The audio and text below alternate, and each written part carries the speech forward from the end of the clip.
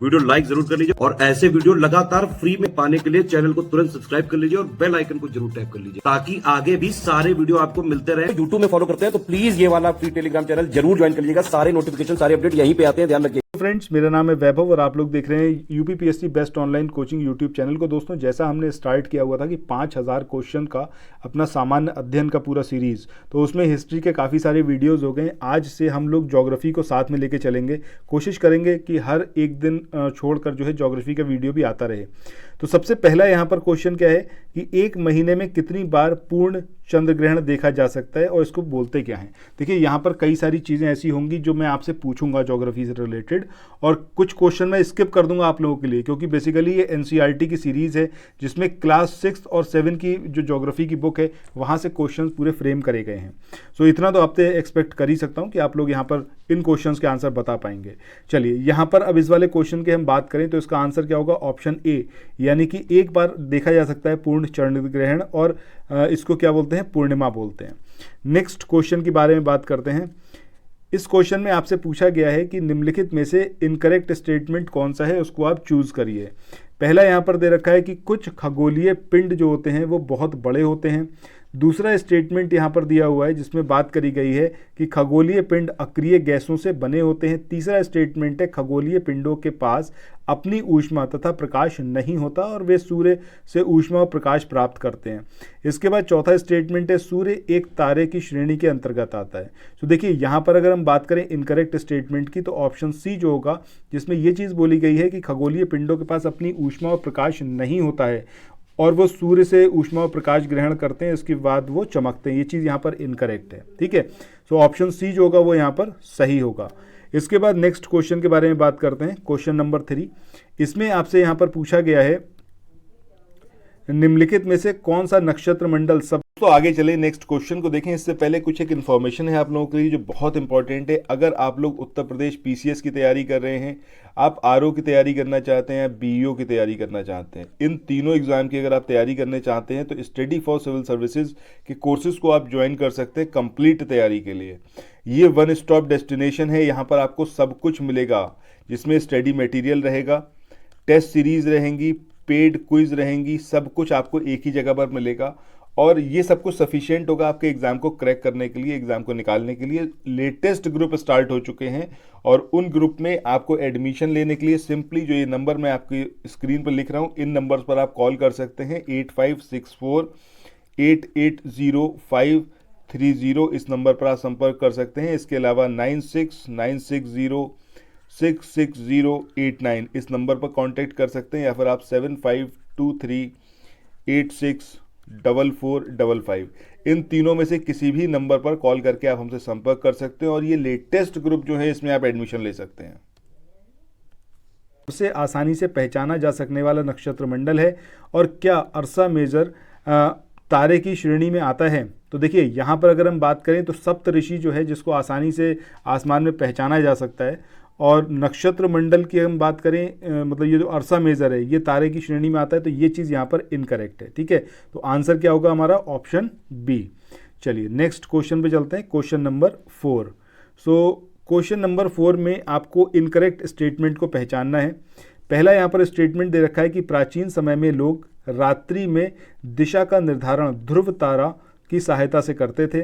दूसरा स्टेटमेंट है ध्रुव तारा आसमान में हमेशा एक ही स्थान पर रहता है। तीसरा स्टेटमेंट है कुछ खगोलीय पिंडों में अपना प्रकाश एवं ऊष्मा नहीं होती और वे तारों के प्रकाश से प्रकाशित होते हैं, और ऐसे पिंड जो होते हैं वो क्या कहलाते हैं, ग्रह कहलाते हैं। अब आपको बताना है कि इनमें से कौन सा स्टेटमेंट जो कि है इनकरेक्ट। तो यहाँ पर जो दे रखा है कि इनमें से कोई नहीं, ये हमारा सही आंसर होगा, क्योंकि ये तीनों ही स्टेटमेंट यहाँ पर कैसे हैं, आपके सही हैं। चलिए नेक्स्ट क्वेश्चन मूव ऑन करते हैं। अच्छा, कमेंट सेक्शन में एक चीज़ बताइएगा, अगर हम बात कर रहे हैं प्लैनेट्स की, ठीक है, so total number of planet कितने हैं ये बताइए, और कौन कौन से ऐसे प्लैनेट हैं जो कि मतलब अच्छा ये बताइएगा कि कौन सा ऐसा पहले प्लैनेट हुआ करता था जो अब प्लैनेट नहीं है, ये कमेंट सेक्शन में बताइएगा, और ऐसा क्यों करा गया, रीज़न क्या था उसके पीछे, ये दो चीज़ें आप लोग कमेंट सेक्शन में बताइएगा। चलिए नेक्स्ट क्वेश्चन पे आ चुके हैं। अगला क्वेश्चन है आपका क्वेश्चन नंबर 5। इसमें आपसे पूछा गया है कि निम्नलिखित में से कौन सा ग्रह सूर्य के चारों ओर एक चक्कर लगाने में न्यूनतम समय लेता है। निम्नलिखित में से कौन सा ग्रह सूर्य के चारों ओर एक चक्कर लगाने में अधिकतम समय लेता है। तो जो अधिकतम समय लेता है और जो न्यूनतम समय लेता है वो आपको यहाँ पर बताना है। ठीक है, तो देखिए सबसे पास में कौन है जो सूर्य के सबसे तेजी से परिक्रमा कर लेता है, वो है आपका बुध ग्रह। ठीक है, मात्र 88 दिन में 88 डेज का टाइम लेता है परिक्रमा लगाने में। इसके बाद नेपच्यून की बात करें तो नेपच्यून जो है वो आपका 164 साल यानी कि 164 ईयर्स लेता है सूर्य की परिक्रमा में। तो यहाँ पर हमारा आंसर क्या होगा, बुध और नेपच्यून, यानी कि ऑप्शन बी जो होगा वो सही आंसर होगा। इसके बाद नेक्स्ट क्वेश्चन के बारे में बात करें, क्वेश्चन नंबर 6। यहाँ पर आपसे पूछा गया है कि निम्नलिखित में से कौन सा ग्रह अपने अक्ष पर घूर्णन के लिए न्यूनतम समय लेता है। अब ये पृथ्वी है, मंगल है, बृहस्पति है या फिर शनि है।